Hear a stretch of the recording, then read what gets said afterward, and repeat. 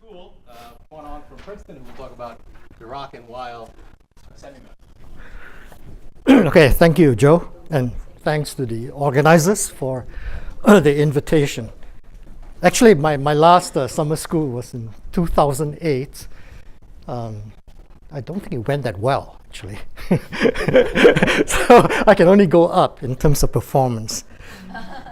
All right, so I'm going to be giving two talks, fairly long talks, and mostly on Dirac and Weyl semimetals. So the first one would be regarding the Dirac semimetal and how we realize the appearance of Weyl nodes and the detection of the chiral anomaly. So I'm going to spend some time providing a cultural introduction, I guess, to what chiral anomaly is in the broader context. And then talk about the experiment and so on. All right, so my co-workers are students, and the three, Xiang, Liang, and Hirschberger, did the lion's share. Crystals came from Kushwaha, and Jason Krisen from Kava's lab. Okay, so the talk is structured as follows. Then first, I'll introduce the Dirac nodes, and especially the difficult part of how to realize it in real materials. That really is the big hill to climb. Then I'll talk about sodium-3 bismuth, and then I'll talk about a chiral anomaly and the experimental signatures we believe are the strongest evidence to date of the chiral anomaly. Thanks, Matt.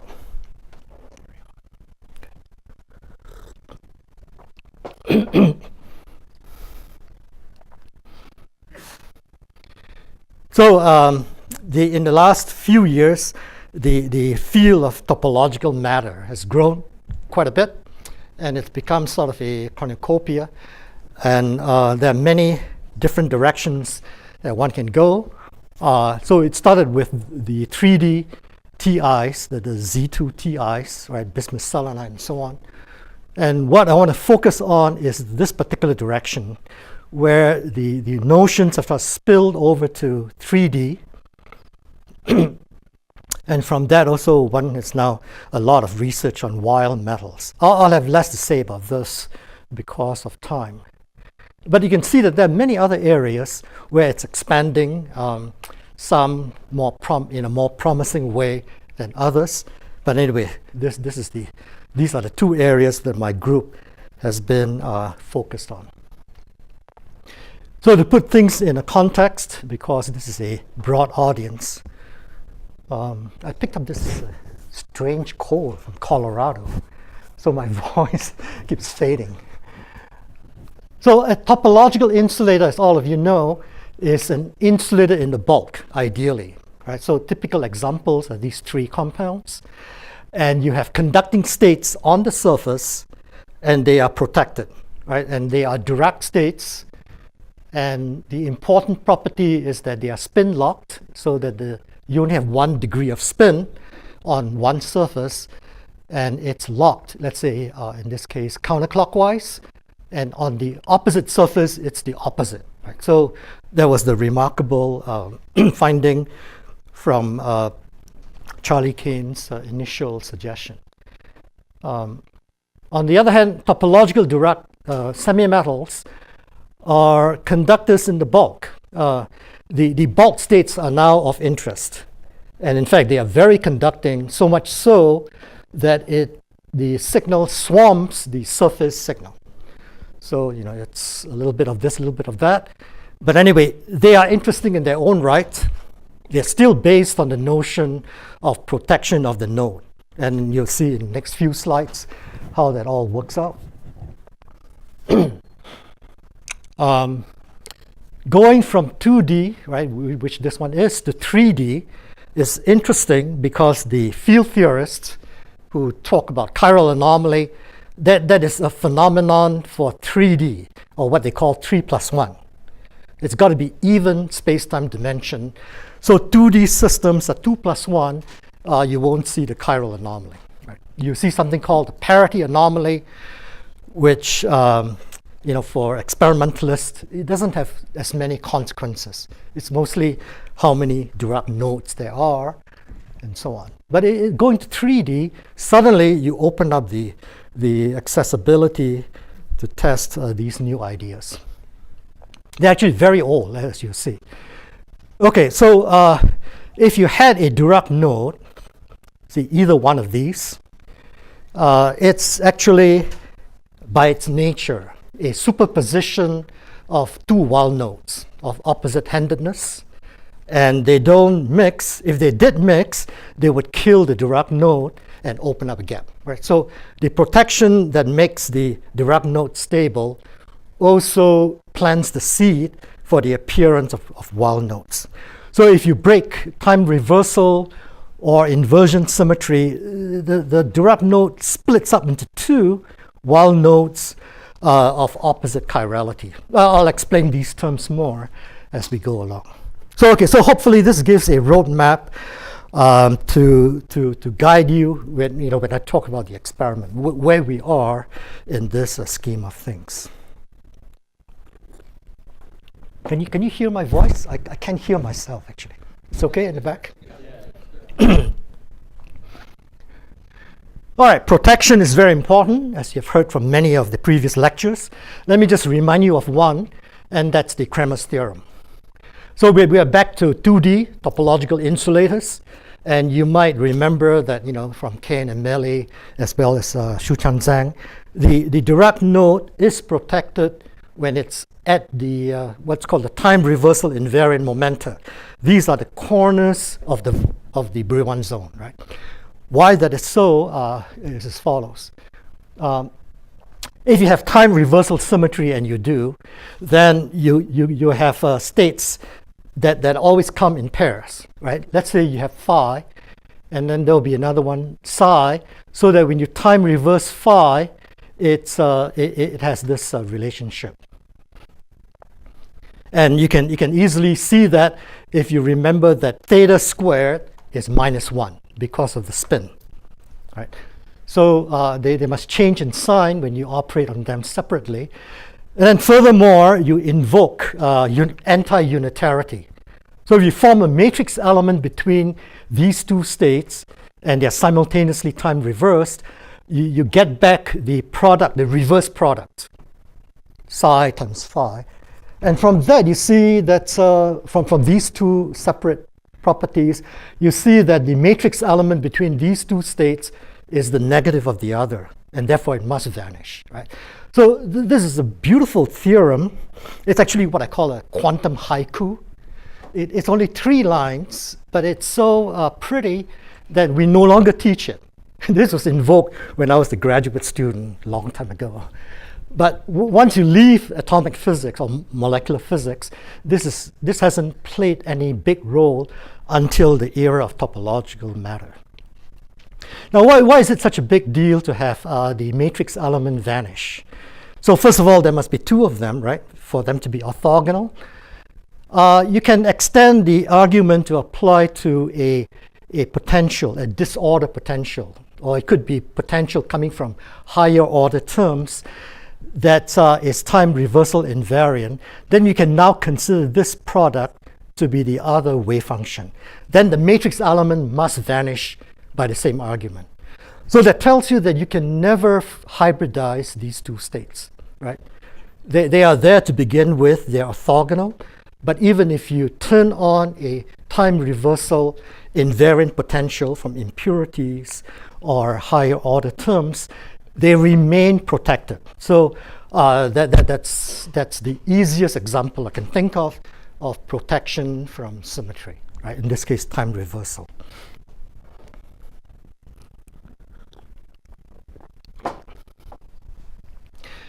So Kane and Meili, and then independently Ashwin, thought about how do you extend this to 3D, right? Because it sure would be nice to have a Dirac node in the bulk rather than on the surface that enjoys the same protection.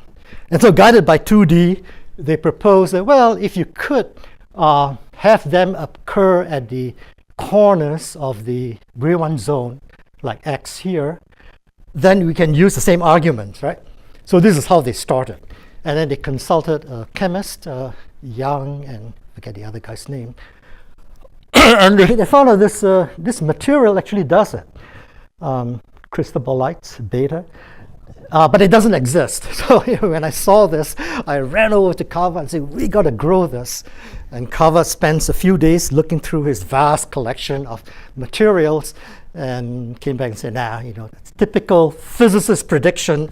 Chemistry forbids it. It just isn't stable. And I think that's still true. Nobody has reported synthesizing it.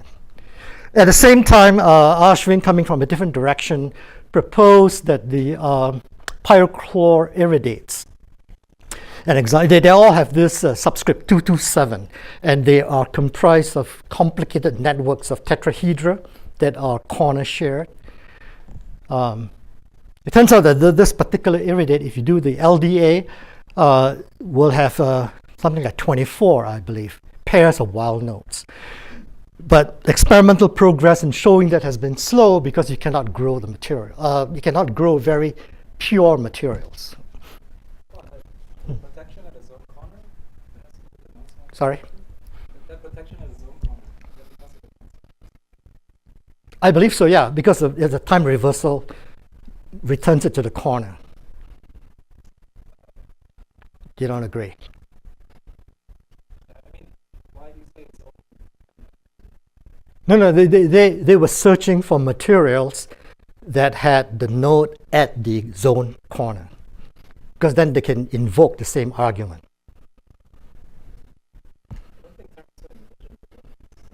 Well, we can discuss that, but it doesn't exist. So the name of the game, which I wanted to bring across, you got to unpin it. You got to move the Dirac node from its assumed position at the corner, unpin it, and move it anywhere in the bulk. And that was the key that moved the field forward. So what's the reason that there are a lot of impurity that you cannot grow this single crystal? The pyrochlor? Yeah, why?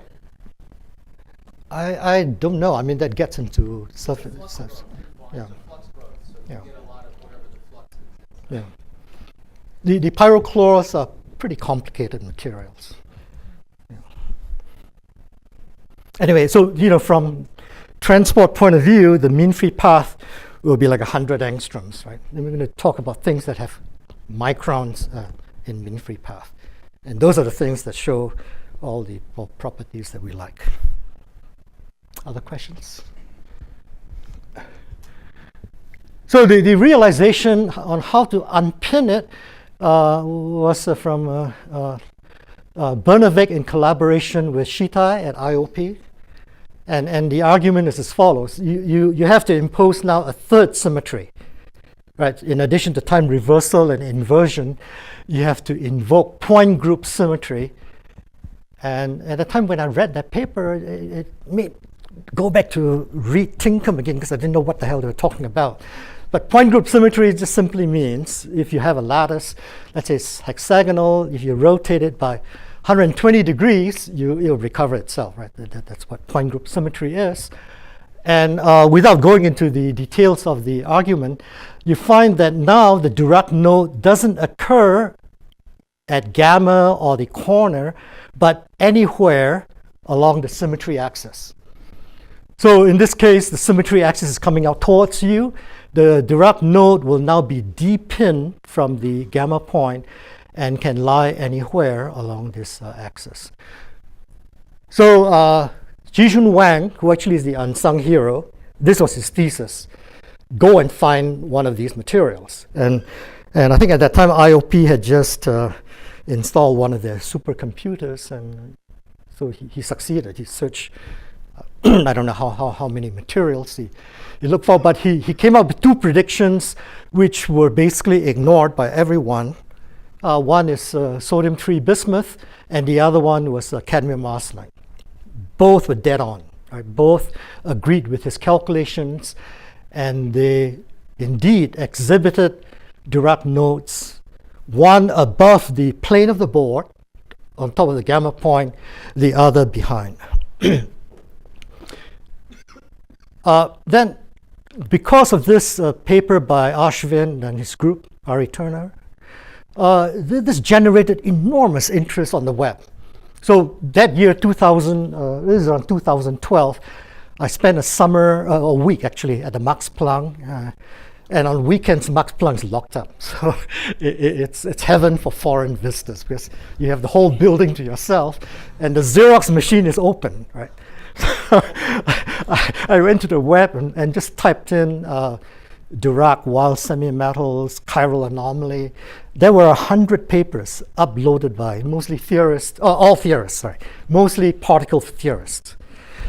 It was just an explosion on the web of interest because the particle theorists thought we had found the chiral anomaly, right? So there was the excitement. Or we had found Weyl metals, sorry.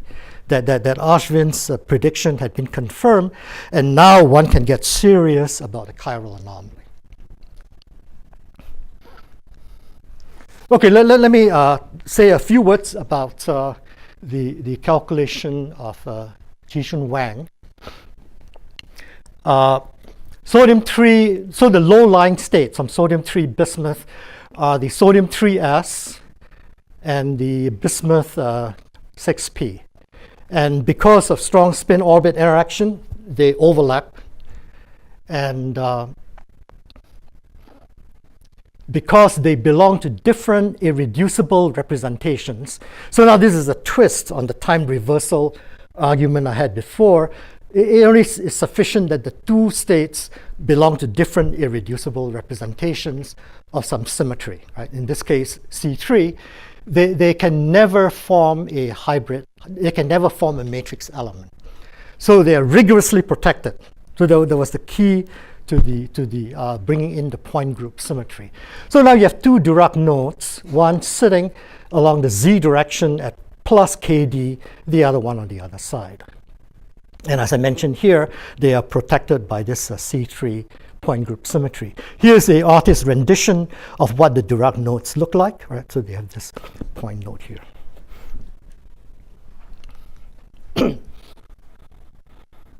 Since then, many groups have put this on a firmer footing.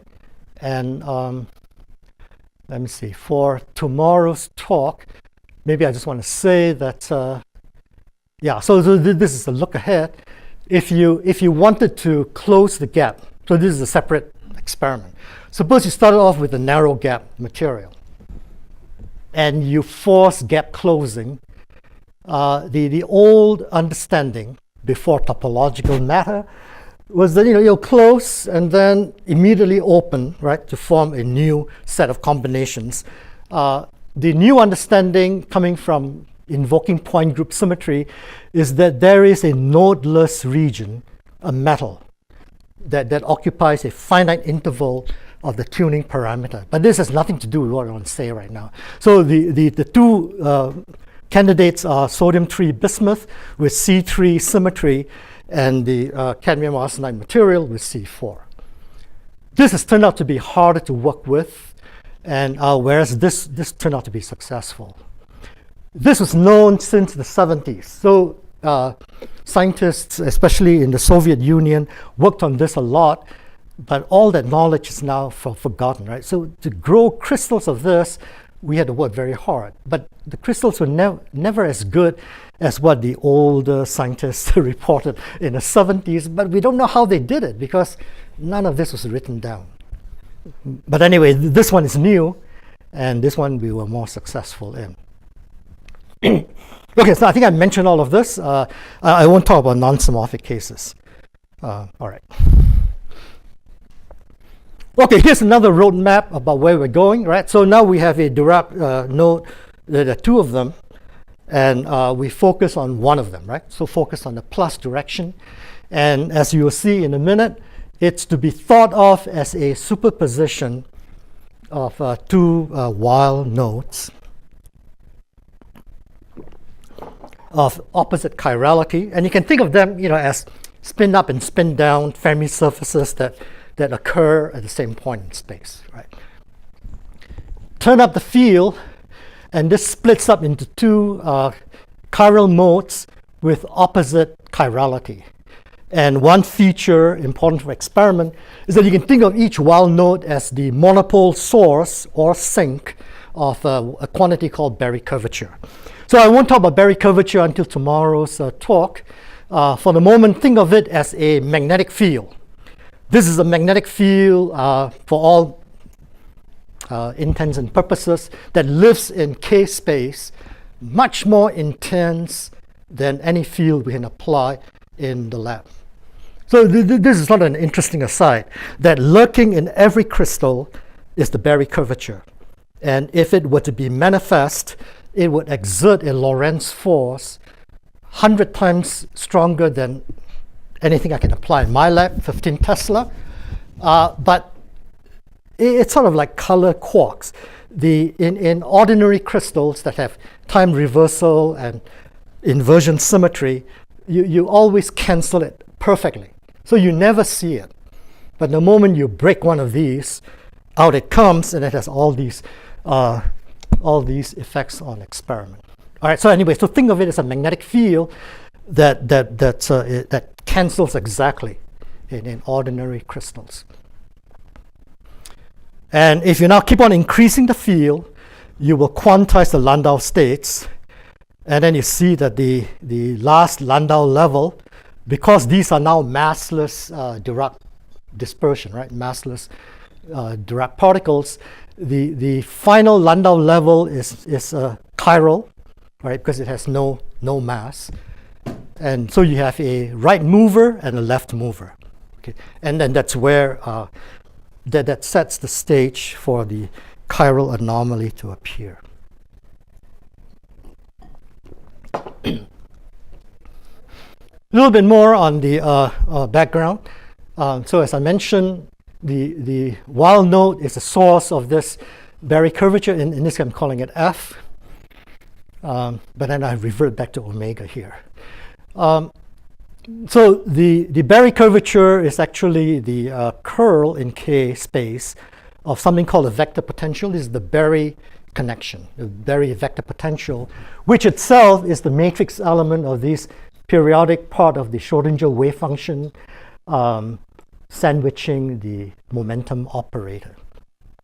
And as I mentioned, this, if you evaluate it for an ordinary crystal with all these time reversal and inversion symmetry, identically vanishes.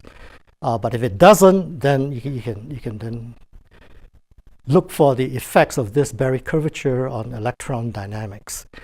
And the chirality is simply the flux of this Berry curvature pouring out of the monopole. So imagine a spherical surface, perform the surface integral, and properly normalized, it should be plus or minus 1. Right? So that's the sign of the chirality. Oh, I mentioned the same point here, so let me skip. Wait, am I going backwards? I seem to be going backwards. Anyway, okay, all right. So this is these are the calculations that predicted the two materials, right? So this is sodium-3 bismuth C3. This one's C4. That's funny. It seemed to have jumped. Okay, anyway.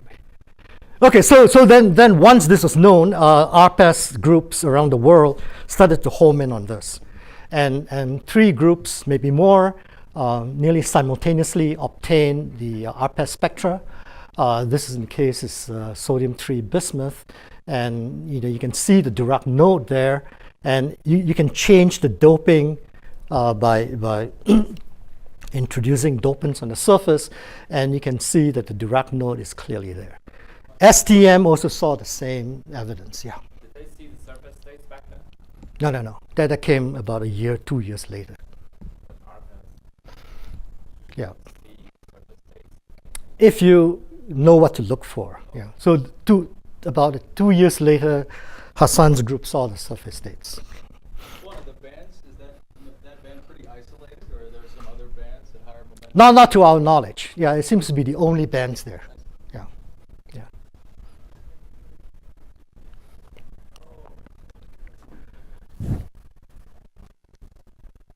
Okay, so a little bit about Weyl states. Right, so I mentioned that each Dirac node splits into two Weyl nodes, but in zero magnetic field, they're superposed in the same point, right?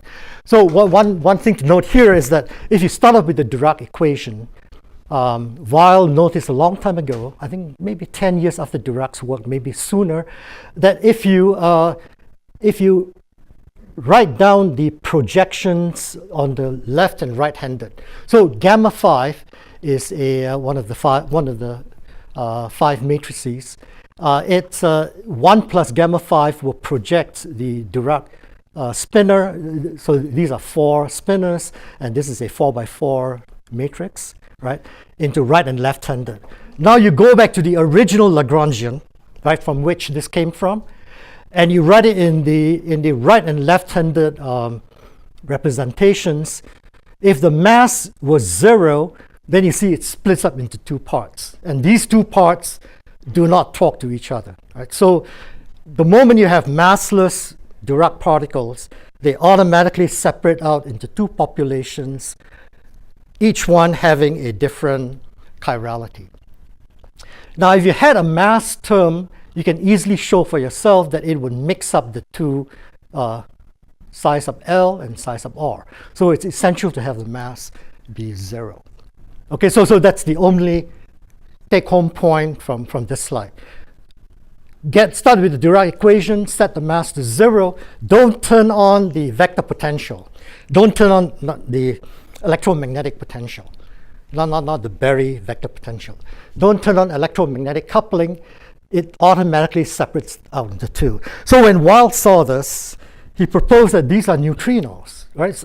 It's natural that you would have left and right-handed neutrinos. And that was immediately shot down by Pauli. Pauli said that these neutrinos are known not to be handed. They don't have chirality. But of course, 10, 20 years later, indeed, all we see in our universe are left-handed neutrinos. So the anti-neutrino is right-handed, the neutrino is left-handed. You never see right-handed neutrinos. So it looked like Weyl was right after all, but in the modern era, it's known that neutrinos do have mass. So this original argument doesn't hold, right? They have mass from some other mechanism that's still being debated. So the only platform for Weyl physics now is condensed matter. Right, so it's where we have this protection of the Dirac states, and that's where you see true Weyl states, not the neutrino that supposedly are described by this. So the Hamiltonian breaks up into 2 by 2 blocks, and these 2 blocks are not connected at all. The off-diagonal terms are 0. And I'll show you in a minute how to calculate the chirality. And then I already mentioned that they don't mix. So you want to think of the Dirac node as a superposition of 2 right and left-handed Weyl states already sitting at the same point. Okay, so this is how one does it.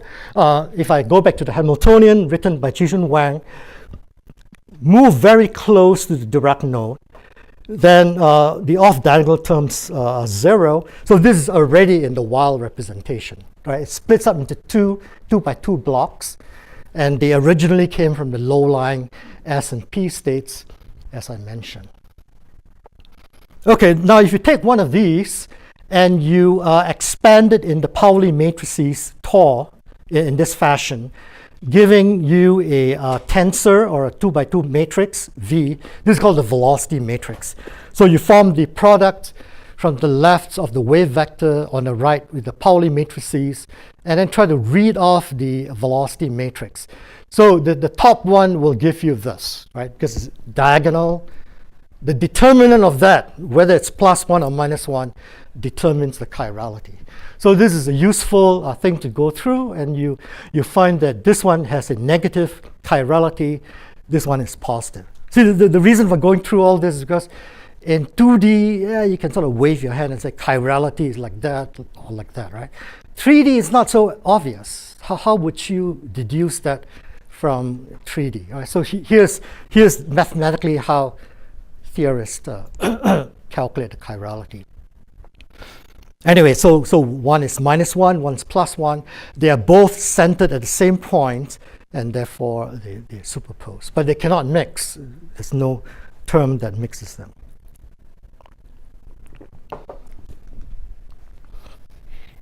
Okay, so once you turn on the magnetic field and the electric field, they do mix.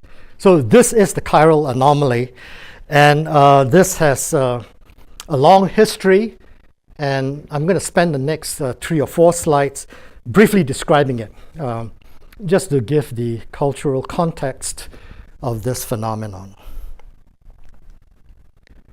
So an anomaly is the breaking of any classically allowed. Right? So you have a Lagrangian, and you tease out all the allowed symmetries. All of you know how to do that.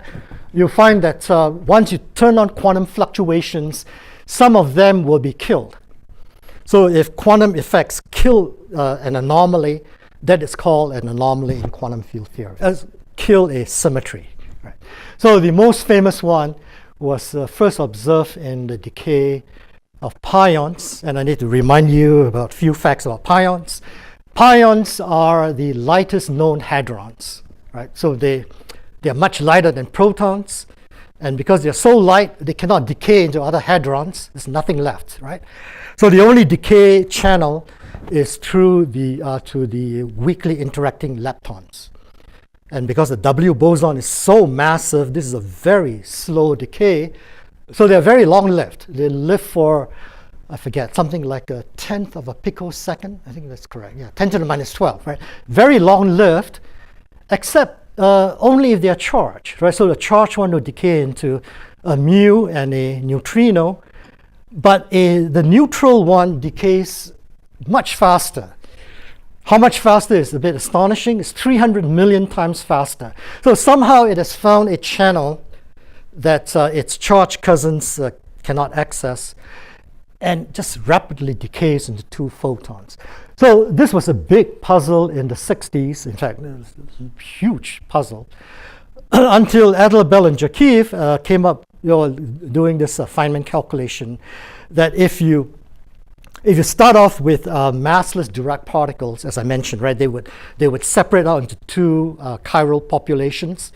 Now, the pi meson is not actually massless, but it's so light, it's a good approximation. But the moment you allow it to couple with electromagnetic radiation photons, then it kills the chiral symmetry. It allows mixing. So this allowed them to access 2 photons and decay rapidly. Now, see, for a charged pion, they couldn't do that, right? Because the photons are neutral. So this channel is forbidden to them. These are fermions. So in the modern context, these would be quarks. All right, so since this is raised, in the modern context of this calculation, you would express this in quark physics. And so the story goes as follows. After doing all this hard work, they closed the gap. They got within a factor of 10. How could that be? 300 million, they could account for 30 million, and a factor of 9 was missing. So it turned out that there were 3 colors of quarks. But at that time, it wasn't known. So this is, again, famous because it's the first inkling of color in QCD. So if you have 3 quarks running around the loop, you square them, right? It gives you 9 for the charge. And that closes the gap. And so this came within a few % of agreement. So actually it was too good to be true, right? Because this is the first level, the lowest level of perturbation theory. So for the next 10 years, Bardeen, the son of the John Bardeen that all of us know, where am I? Bardeen and Adler took this to higher and higher perturbation levels, radiative correction, all this stuff, and found that they made no corrections. That was, again, a huge clue. It's purely topological. It has nothing to do with Feynman diagrams, perturbation theory. It was the first, I believe, the first instance when topology fell into particle physics. and solve a huge problem of 300 million, and you can calculate it very easily.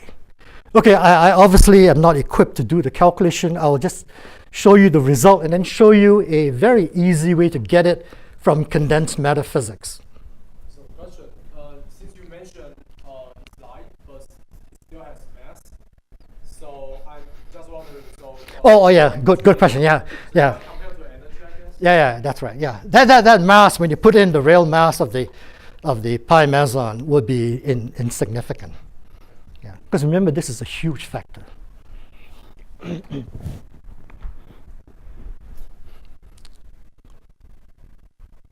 Okay, so I covered this all. You can read all about this in Roman Jakiv's review. It's very hard to get Jakiv to write a review article, and the only way they could do it was to give him a prize. And what comes with the prize was a review article, a report on this whole saga. And fortunately, we benefit from that. It's in Scholarpedia, so you can download it easily. Okay. Here's an easy way to do it. So yeah, the term that they get from that Feynman diagram works out to be this, right? Where F mu nu, all of you know this, is the Maxwell field, the Faraday. It's called a Faraday. It's the derivative of the vector potentials, and this is in relativistic notation. Now, the Nielsen and Ninomiya thought about this and then say, well, if you had in condensed matter physics, if you had Dirac nodes, then you could represent them like this. Now, in 1D, Schwinger, this is called a Schwinger model. In 1D, Schwinger thought that, well, if you had right-moving Dirac particles, massless Dirac, and left-moving, right, without connecting at the bottom, they would basically pass through each other, right? This is called the Schwinger model. And once you turn on electric and magnetic fields, the chiral anomaly appears in the Schwinger model. So it took a long time for the connection to be made with pion physics. So we are returning to sort of a three-dimensional version of the Schwinger model. So now we're going to three-dimension. Three-dimension meaning 3 plus 1, right? In the, yeah. So just to clarify, there's an epsilon symbol missing in the top one, because otherwise it's just a b squared plus e squared. Yeah, it's epsilon, mu, nu, alpha, beta. I've contracted the alpha and beta. Not allowed? Yeah, otherwise You're right. Yeah, I looked at that and said, well, these are raising and lowering, and then I contracted them. You're right. Yeah. I shouldn't have done that. It should be, that should be a Levi-Civitas index there. Epsilon, mu, nu, alpha, beta, and then this would be alpha, beta. But anyway, we're not going to use that. We're going to do it the old-fashioned way, which is easier for us. Okay, so we start with a three-dimensional material, and you apply a magnetic field that's very strong, right? So that the states are all Landau quantized. And then in addition, you apply an electric field parallel to the magnetic field. And then now you ask, at what rate does charge transfer from the left going Landau branch to the right moving, right? So you can think of this as the lowest Landau level that is chiral in the Weyl system that I mentioned before, right? Now, it's very easy to do that. Calculate the rate at which charge is transferred from here to here. So the density of states of the 3D Landau level is this, right? So it's just the magnetic length. The rate at which kz is advancing, that's what the electric field does, will pump charge at a rate given by this. And this you can work out very easily. Multiply the two together, and you get the E dot B term, right? So this term is exactly the F mu nu term. So in its initial appearance in QED, it looked like a very complicated Feynman diagram, but it's nothing but this spectral flow. So this is how we would call it today. This is a spectral flow from the left mover to the right mover along the field direction. So Nielsen and Ninomiya say, well, when the condensed matter people get their act together, they can probably find a Dirac system in 3D. It's got to be 3D, And then they should see the chiral anomaly. You know, this was made a long time ago, right? So when graphene was discovered, again, there's a flurry of interest, but they rapidly realized it was 2 + 1, so this doesn't work. A little bit more. Yeah, this got inherited again. The more you look into this, the more you realize this is a feature that is part of a fabric that is sort of deeply woven into relativistic quantum field theory. And it appears at many, many levels in many guises. If you propose, okay, so it plays a spoiler role in the following way. So let's say you propose a gauge theory to unify this and that, right?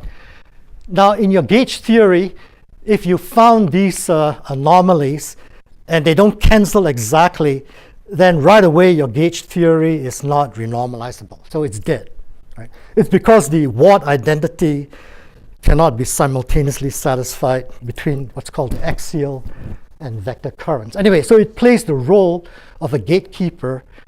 The flip side is that, in the famous GWS theory, the cancellation is exact. There's something like, I forget, 7 to 9 such diagrams, 10 diagrams.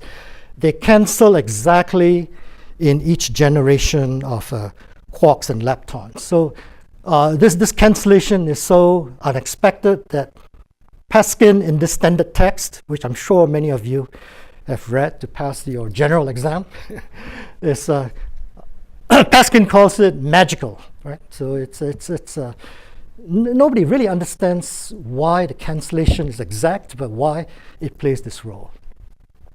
And as I mentioned, the Adler-Bardeen theory says that, don't bother doing higher order perturbation. The answer is the same. Okay, well, one last thing about the cultural aspect. It's topological in origin, and this turns out to be very difficult to get at. Here are some useful textbooks. The one by Bertelmann is very advanced. The one by Nakahara, which many of you are familiar with, goes into it, but from a mathematical point of view, it's kind of a formal discussion. I like this book by Rubakov best. Okay, it turns out that this FF term is, if you think back on the Maxwell action, right? So if you want to write the Maxwell action in terms of Faraday fields, this is what it looks like. You can imagine forming the same here, and this is exactly what we had from before, right? So if you integrate this all, this is now the action of Yang-Mills theory, where now F is the Yang-Mills Faraday. It turns out, and I won't show, obviously I can show this, it turns out that this integral has many, many names and appears again and again, including in Una's lecture this morning.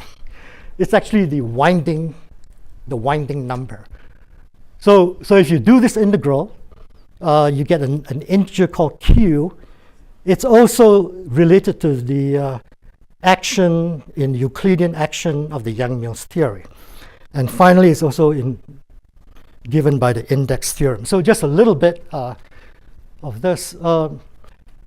In Yang-Mills theory, it turns out that you can find a map from the surface of S3, which is a sphere in 4 dimensions. That's what it looks like. And if you take this sphere to very large radius, all that's left from this action is the gauge, pure gauge, which then maps into, it's an SU2, so it's a mapping from this sphere to S3. Right? And as Una said this morning, by homotopy, that's got to be Z. It's just a winding number. So this is the 1 dimension higher than the familiar argument that Una gave this morning. So this is a winding number, and it's derived from the same anomaly, right? So the take-home message here is that this anomaly is not really part of perturbation theory. It's deeply woven into relativistic quantum field theory. Integrate over all space, and you get an integer. That integer is also given by this index theorem. Now, the reason for saying all this is that once we want to play with 3D relativistic fermions, or in our case, Dirac, topological Dirac fermions, you cannot avoid these features. Yeah, I didn't want to get into this. So if you have an operator, then the Atiyah-Singer index theorem tells you how many zero modes you have that are right-handed and left-handed. So that's what it is. N plus is the number of zero modes that are right-handed, and n minus is the other one. And it's astonishing that this purely mathematical theory can be seen in physics. And it's exactly equal to the winding number.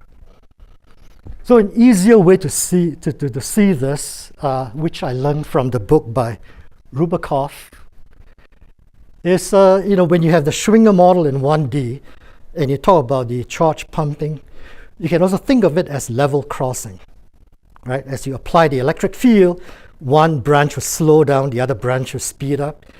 So the level crossing will involve modes that go through zero. And that's exactly the same thing. So that's a 1D manifestation of the index theorem. Again, to go back to Jackie, I tried to persuade him to write a review article. I didn't give him a prize, but I said it would be really great for us condensed matter types if you could write a review article that we could understand at our level, right? Because this is the index theorem, very famous. I won't tell you his answer. It was he certainly wasn't agreeable.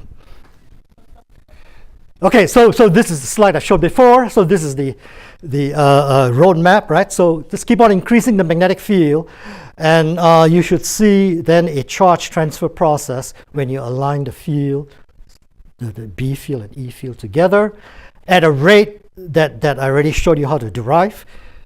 That is the anomaly, right? And this is, again, exactly what you calculate from the triangle anomaly, from the Feynman diagram. Okay, I've mentioned all of this. Now, Son and Spivak actually, in the same period, said that, well, let us not worry about going to extremely high fields where you have Landau quantization. Even in the limit of weak fields, you should see the effect. And they use a Boltzmann approach, which is valid, of course, in weak fields. Excuse me. And they obtain the following. So for my purpose, just note that it's quadratically increasing in magnetic field, and it involves a axial time, which is the relaxation time for the axial current. Right? We will come to this in Well, can you give us some idea how that works without? You mean the calculation? Yeah. No, they invoke a entropy creation process, which is I'm unfamiliar with. But I think it can be derived quite easily with the semi-classical equations, which I'll mention in a second. Yeah, just hold on a second. Okay, so let me now move to the experiment. Sodium-3 bismuth. One grows it in a tube, stainless steel tube. I'm not sure this is the material because the tube is stainless steel. I can clearly see the crystals. Anyway, they come out appearing like this. Beautiful purple hexagons. This is a sketch. And they grow in the all one direction. And the only problem is that they rapidly oxidize. So you only have 10 seconds to work with them in air. But if you put them in an argon glove box, and my students did, June, well, you'll see his face later, worked out a method where he could not only put contacts on it, entomb it in oil and everything, and then it's ready to go. So this has been a long haul. So this started about 3 years ago. Started by Jason Crison under the guidance of Bob Carver. And the initial batch was rather disappointing. It's metallic. So here's the resistivity profile, right? So this curve with reference to here. So you see that it's manifestly metallic with a Hall coefficient that's very large. nothing to get excited about. The MR is very large, but all positive, right? What we're looking for is when you tilt the field to 90 degrees, that it would go negative. It'll come down, right? Because you're charge pumping. But these early crystals didn't do that, and so we took another year to learn how to lower the Fermi energy. So the Fermi energy was sitting 400 millivolts above. So that's a very large, so the doping comes from vacancies in the metal. So learning how to get rid of those vacancies took a heroic effort, and Kushwaha was central to all this. So Jun Xiong, my former student, did all these measurements. Nonetheless, these sort of disappointing materials displayed very interesting transport. So I'll just show this very quickly. We don't really understand it. The Hall angle, as opposed to growing linearly with field, like this, actually has a step function. And this is all tied up with this spectacular linear positive resistivity, magnetoresistance, which we don't want, right? But nonetheless, it's a big anomaly, big puzzling feature, and it goes on to 35 Tesla. We thought that this came about, or another way to couch it is that sigma xx and sigma xy, normally they would have very different field dependencies. Here, they have the same. Now, whether that's significant or what, and this has been confirmed in all these 7 to 10 samples. That remains to be seen. Okay, let me skip that. This is just quantum oscillations. After about a year, we managed to lower the Fermi energy by a factor of 10, right, from 400 to 30. And right away, you saw this non-metallic profile. So this will appear again in tomorrow's talk on a different material.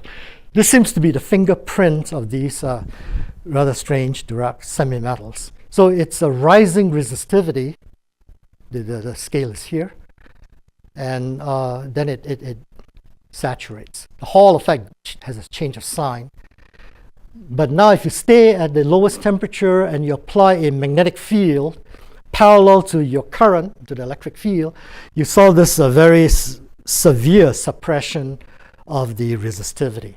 Now this is nothing like what we had ever seen before, right? You take a metal, if it's a very good metal, very clean, and you apply the field parallel, you would see no change in resistivity. Because the electrons are executing cyclotron orbits. There's just no known mechanism except for weak localization. But we're talking about fields that go up to several Tesla, tens of Tesla. Was this something that you expected, like non-metallic? No, we were looking for it.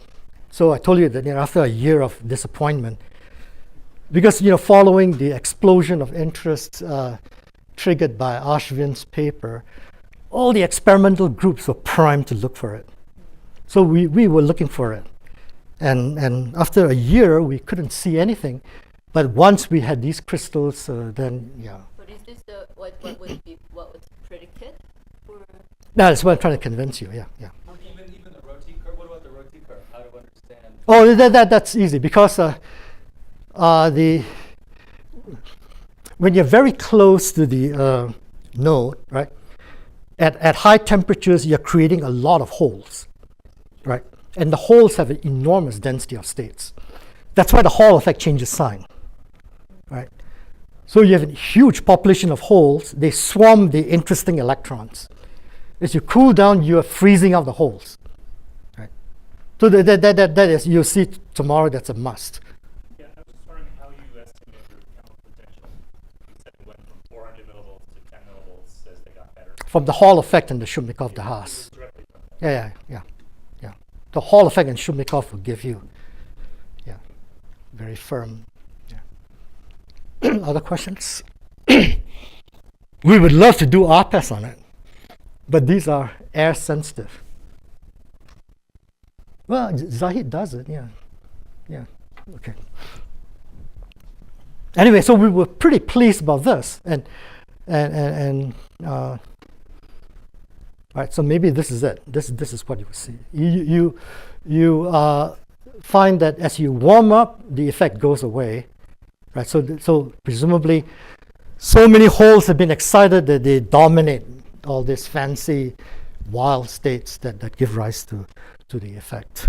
Why does anomaly give you negative longitudinal effect? Yeah, I'll come to that. Yeah, that's at the zeroth level. That's what you would expect. You have charge pumping, right, and that gives you an additional current. So you enhance the conductivity. But that's at zero level, and if you think hard about that argument, it doesn't really, it doesn't survive close scrutiny.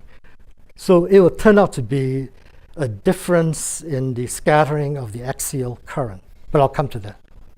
Yeah. The way that Nielsen and Ninomiya thought about it. Now these are, of course, field theorists, perhaps not conversant that much with physics of metals. The way they thought about it is that, look, you have a Dirac node, right? And in a field, it splits up into two Weyl nodes. And then you would decrease the scattering, because the scattering would be severely suppressed when K is large. That's how they thought about it. But we don't think this is true. I'll come back to that. That turns out to be a subtle point. Okay, this is a slide that I probably shouldn't show. This is basically standard textbook stuff, Ashcroft and Mermin physics.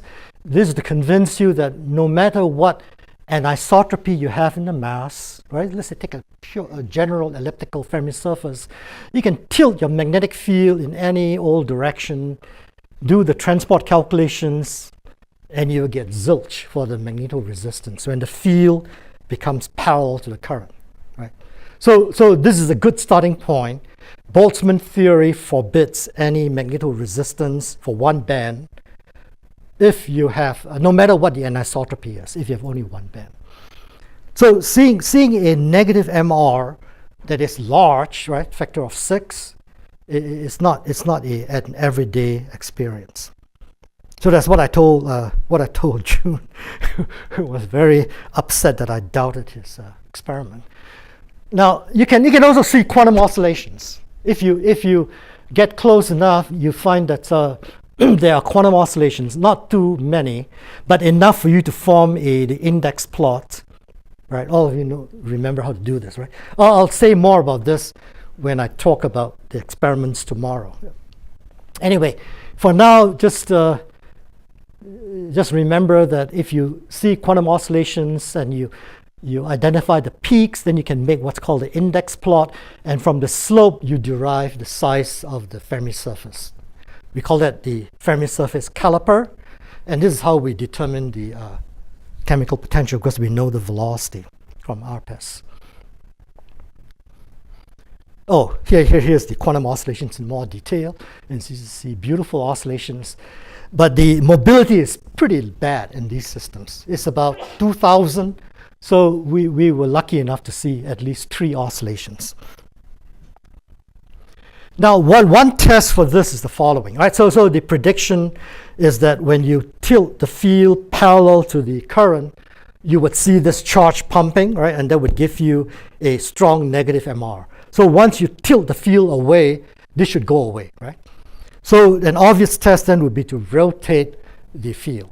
So initially, we put the current along one direction and rotate the field in the XY plane, right? You're looking down on the XY plane. So when the field is 90 degrees to the current, when it's along here, you see the background linear MR that we saw before. This is interesting, but not really what we're after.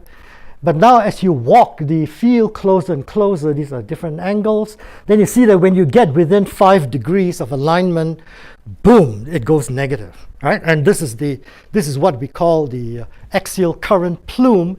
It appears in a very narrow angle when the field aligns with it.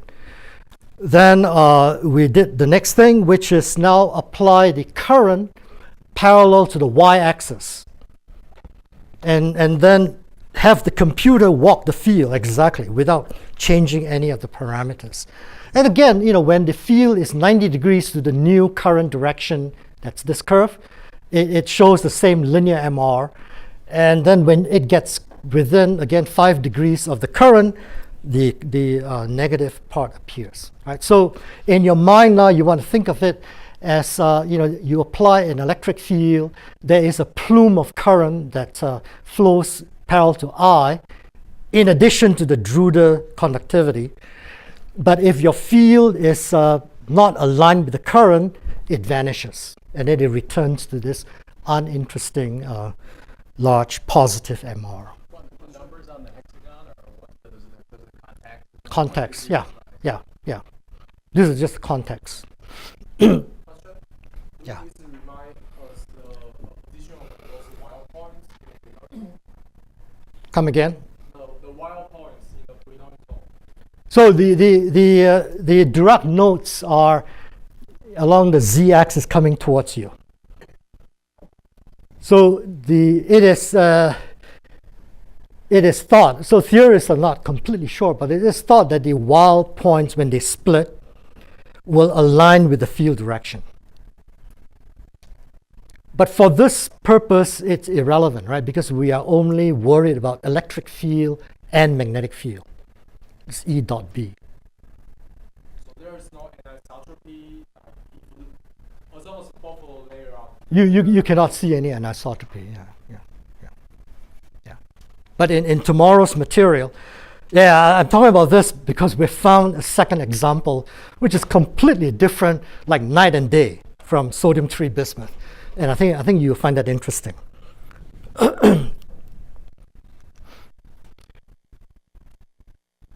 Some dirty laundry. Okay. So as I mentioned, there were many groups that were chasing after the same problem. And the moment they saw a negative the resistance going down with magnetic field, they posted their preprint or submitted to Nature right away. But then when you ask them, well, show us the raw data, right? And more often than not, the context was so bad or so skewed that the curves look like that. So if you just show one side, it's very misleading. Or if you purposely anti-symmetrize, right, or symmetrize. So it could easily arise from these sort of spurious distortions. But at least in our sample, you can see it by eye. You don't need to symmetrize these curves to see the chiral anomaly. So I talk about the plume. So here's the angular measurement, right? So now I hold the field fixed in magnitude, but I vary the angle. And see, when it's aligned with the current, it shows an increase in conductance. That's now, I'm plotting conductance. So that's the plume, right, from charge pumping. And then once it's perpendicular to the current, it goes to 0. So if in a polar plot, you can show that it's like a plume of excess current that appears. And it's surprisingly narrow. When you go to very high field, 7 Tesla, the plume narrows significantly. So it has an angular width of 3 degrees. And this is actually a bit of a puzzle. Theorists don't seem to understand why it should be so narrow. Anyway, this is still a big puzzle. Anyway, so this is highly collimated. Appears only when B is aligned parallel to the current, and it's has a fairly small angular width. We can also do this by rotating the field out of the plane, right? So here's the projection. And again, when the field is not parallel to the current, the plume goes away. In very high fields, the plume, again, is very narrow and well collimated. So these tests convince us, or more importantly, convince the referee.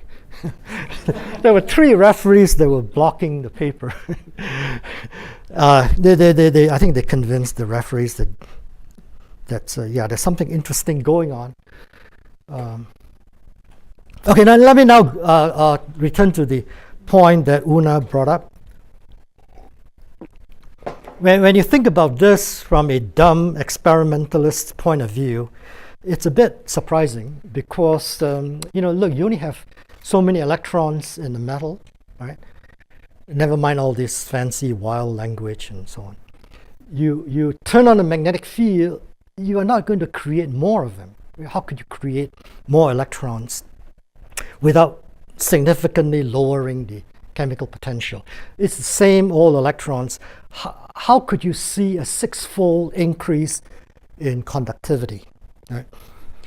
And after thinking about this hard, we realize it's really the nature of the relaxation that's changed. Okay, so to get the relaxation time, we invoked Son Spivak's paper and their prediction of a quadratic increase in the field. And so this is a parabola. So by fitting this parabola to the equation, you see there aren't any other unknown parameters. V is known from Arpes, epsilon f from the Shubnikov de Haas. And so it's only tau A that's unknown. So one can extract the relaxation time. Right? So now we have this additional current. The question is, how does it relax? Or what is the lifetime of this current? And we found to our surprise that it is 40 to 80 times the Drude lifetime, which we know very well, because we know the mobility and the low field transport. Forget about this panel. I won't have time to talk about this. So the axial current, when it appears, is not scattered as much, almost 2 orders of magnitude down from the Drude current. And that's a surprise, right? So the only reason that I can think of is that the impurities that scatter the Drude current are blind to the axial current. And now you think about protection, right? So if you were to take in the golden, what's the word? Golden, the first order perturbation, golden rule.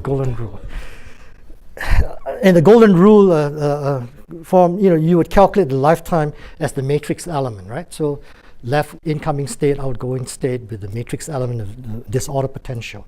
If the disorder potential is blind to the axial current, this matrix element will vanish. And I think that's what's going on because when the field is turned on, the chiral anomaly is approximately broken. It's not entirely broken. So this axial current still is, by and large, has a huge component of axial nature to it, and it doesn't scatter as easily. So I've tried to put this into words. So why is it relaxed so slowly? Okay, this is the Thomas Fermi factor argument of Nielsen and Ninomiya, which we don't think works here because the splitting of the valleys of the nodes is not very large. And you see this appear at 2 Tesla. That would be impossible to make any difference using Thomas Fermi screening. So we think it's because the impurities are scattering very weakly, and that's because of they're blind. Yeah. Did you check the temperature dependence of those relaxation? Not as carefully. Yeah. Not. So if that's just for impurity, should be independent, sort of. And then these weakly. No, because the phonon scattering kicks in very quickly. Oh, really? Yeah. So it doesn't quite work when phonon scattering is intense. Yeah. So I was wondering, your equation with the B-square dependence, Yeah. is this calculation with fixed values, or does it take into account the splitting of the No, this is perturbative. So this is in the initial stage of splitting. So you can, as I'll talk about tomorrow, then it's the beginning of Berry curvature, right? So think about this. Yeah, I think I mentioned enough to make this sensible. In zero field, the 2 Weyl nodes are superposed on top of each other. So their Berry curvatures cancel. But as soon as you turn on the field, they start to split apart. Then you get a Berry dipole. And this starts to have a huge effect on the transport. And that's what this is, the B squared comes from that. Yeah. And then the theorists are still arguing about whether that's a sound approach, but okay, this is at the frontier of what's known now. Well, I thought the Spivak calculation assumes that the chemical potential is large. Temperature. Yeah, it's saying the same thing. Yeah, so It's the weak field limit. So the cyclotron splitting is the Landau level. Yeah, so that's small compared to the chemical potential. material is very close. So you're saying it's still Yeah, it's still very small compared to the Landau. This is the first correction. I mean, the leading term in field, right? You're right. It's the limit where the Landau levels are very small compared to the chemical potential, despite it being low. Yeah. So you said that the b squared comes from how the vowels are split. It arises because the Weyl points are starting to split. But I thought that the only way that the vowel point separation actually enters there is in how the relaxation. No, these are separate issues. These are separate issues. Squared is supposed to come just from the actual chiral anomaly, right? Which Right, depends on right. the position of the vowel. Right. No, okay, so the argument that dependent on the separation of the Weyl nodes has to do with the relaxation. We're not talking about that. Because the Son and Spivak gave no guidance. Right. So just to clarify, you're saying that the b squared has nothing to do with the separation of the vowel. Right, It's right, only relaxation. right. Okay. Yeah. But it has to, no, the other way, I'm saying the other thing. The B squared comes from the separation of the Weyl nodes. But they do not address the question of what is the relaxation mechanism. To them, it's just a number, tau sub A. Yeah. So the way they did it is, okay, as I'll discuss tomorrow, there is a revolution in the Ashcroft and Mermin type physics, where the semi-classical equations of motion now have this new term added, right, coming from the Berry curvature. And starting with that approach, you will get the Son and Spivak expression. Yeah. But I'll cover that tomorrow. Are there chances to go in the quantum limit? Like the theory is much smaller. No, we are. We claim that we are in the quantum limit. I forgot to mention that, yeah. So beyond 6 Tesla, we're in the quantum limit.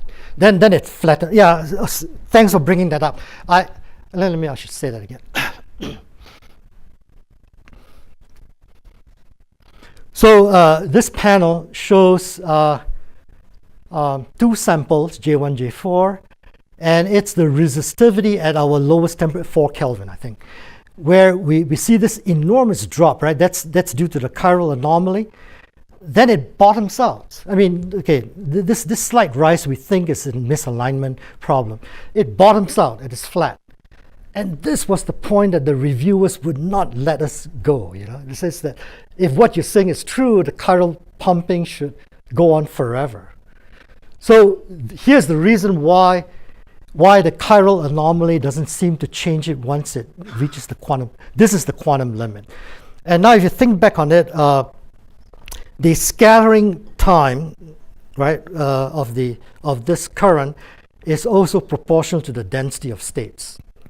And so you pick up an extra factor of B that exactly cancels the B here. And so this cancellation, which was actually predicted by theorists, this cancellation is what makes it bottom out. Yeah, I forgot all about that point.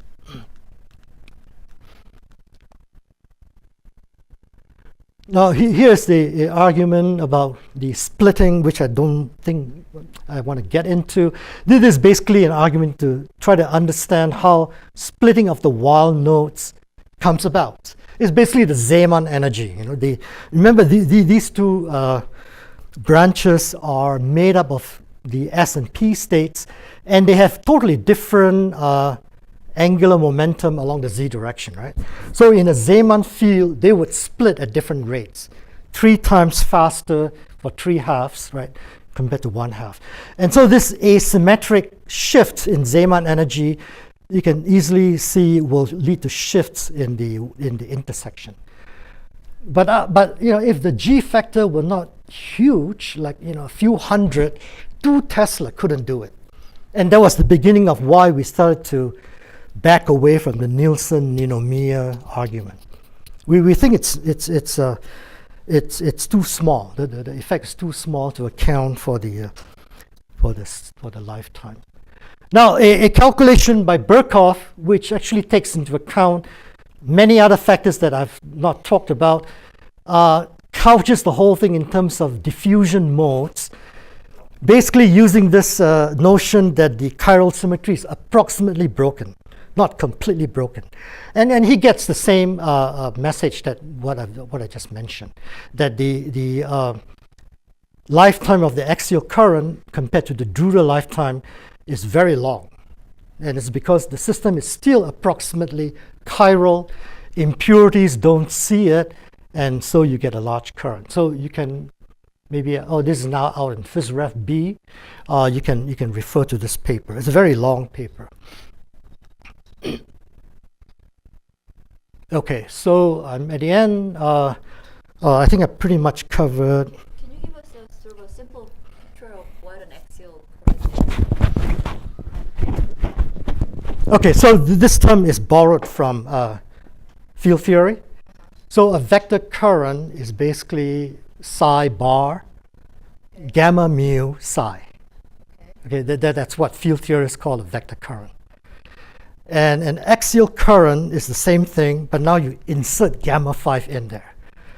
So axial current will not reverse. It's like a ghost that sees itself in a mirror.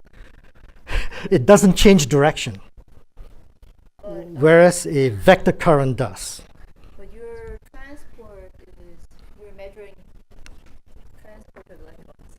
Right, And but somehow the that is being affected by the. but the origin of this mixing, we believe, because remember when the Weyl nodes were present, they had chirality as a good quantum number, right? And they don't talk to each other. There's no mixing. But once mixing starts, then they still approximately remember the axial nature. And so this will create a change in the matrix element. This will affect the matrix element. I think maybe in more physical, simple terms, just that, you have two fermions and then two nodes. So the charge current is the sum of those fermions, and the axial current is different. Yeah, that's another way to put it, right? Yeah. That's why it doesn't have to be considered each one. But then why is. No, her question is, why would you see this as an enhanced conductivity? So you need The to main signature that he's emphasizing is the negative negative magnetoresistance. MR. Right. And I don't understand how, So we would invoke this the matrix element of the scattering. But in Leo's language, charge current that is being measured, we measure resistivity of charge current. We're not measuring the resistivity of difference of. Right. So I don't understand why. Why there's a negative resistance associated with the Yeah.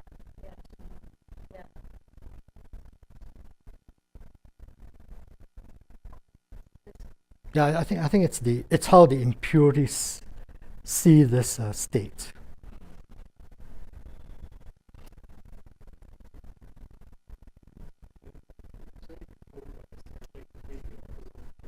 Yeah.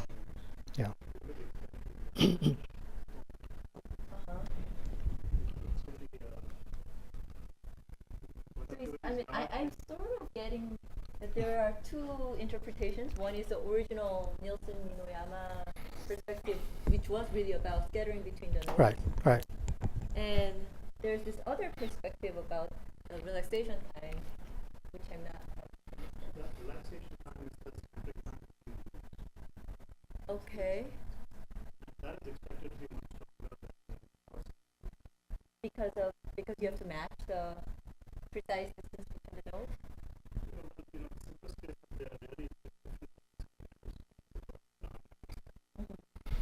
That is the Nielsen-Ninomiya argument. Whereas here maybe it's just some symmetry. Yeah. Different symmetry of the two Actually, you and Sid have a paper on this, right? Exactly this point.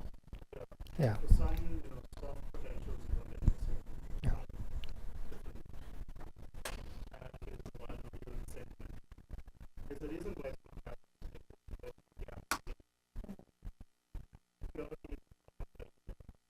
Right. Right.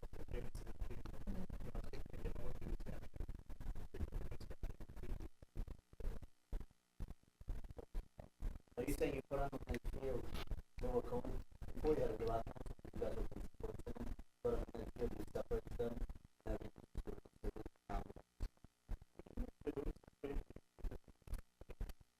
Still need scattering between the opposite polarities, Right. even if they're serving the same momentum.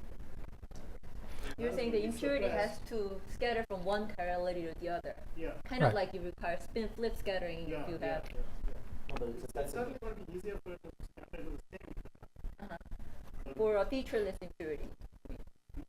For a sort of a, I don't know, dumb impurity. Yeah. And this is controlled by the scattering between the two frequencies. Uh-huh. So this effect of bar only when the scattering time is very long. That's when it's dropping. So I think eventually it's really the you switch over from being dominated by regular flux when it's scatters with the same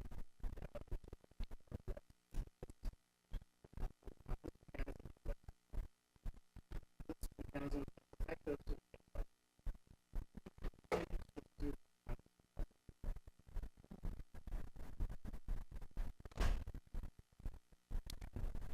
So in other words, you are convinced that this is a signature of observation of chiral anomaly. no, I think your question was what is the physics behind it? Yeah, because I'm trying to understand why I do. No, actually, yeah, that's there aren't that many published reports on negative MR, but the ones that are out there that don't have to do with chiral anomaly, they come from something called current jetting, which I'll talk about tomorrow. Yeah. if you have spin orbit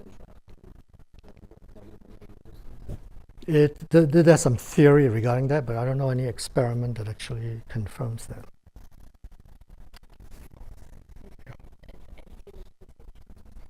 No, anti-localization. Those are at fields. First of all, those are at fields that are a few hundred Gauss at cryogenic temperatures, even less than 1 Kelvin. Because here you start to see it at 100 Kelvin. And They have very characteristic field dependence. yeah. In 2D it's log. No, this would be 3D. Yeah, it would be square root. Yeah. No, yeah. I think the anti-localization has been badly abused in the literature. And I think to one who grew up in that era, when all this is being fought over, it's it shouldn't be freely invoked, because that is a quantum interference phenomenon. Yeah. So to talk about it at 100 Kelvin is. So one is starting to editorialize. Anybody have questions? Any more questions? Wait, I think I'm at the end. Let's see. Sorry, I didn't cut you off. No, it's fine. Oh yeah, here's a slide that reviews all the. Maybe I should. This is where I start to make enemies, but I'm skip that.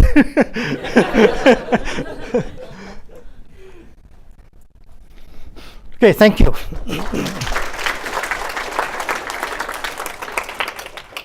do have a couple minutes for any additional questions. Can you envision some, I don't know, some different type of experiment that can really Tomorrow. directly, that's tomorrow. Well, I'm not sure it will convince you it's direct, but yet another Maybe a different perspective. perspective. Yeah. Is there a non-transport signature? Some thermodynamics thing? No. See, that's the difference. In condensed matter, transport is sort of different than spectroscopy. So, the modern, just here's where I pontificate, so don't listen. It's just an old man ranting off. So, in the last 20 years, it's moved towards fancy spectroscopy. but spectroscopy suffers from the well, it's all very beautiful and powerful, right? Let me not discredit that. But when you want to talk about transfer rates, rates and all that, you have to rely on transport. So if you do an Arpes experiment or STM, it cannot tell you about rates without modeling, a lot of modeling. So transport still has a key role to play, especially when you want to look for quantum effects, like in the quantum Hall effect, obviously. Superconductivity. So to look for a chiral anomaly effect that's not transport, by its nature, the anomaly is a rate phenomenon. So I don't know how you would see it, unless someone here has an idea. Right? We're talking about spectral flow between two branches, and you're looking for an effect. Yeah. So our business is to look for other changes to transport properties, and I will discuss one tomorrow.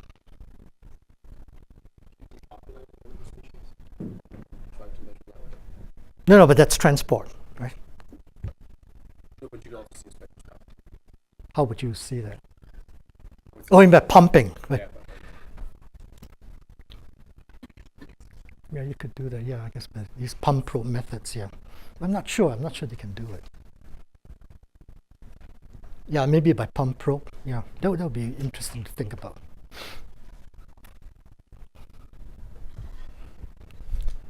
All right, anything else? Why don't we thank Juan once again? So tidy up and comb your hair, put on ties, and we're going to go get a picture taken.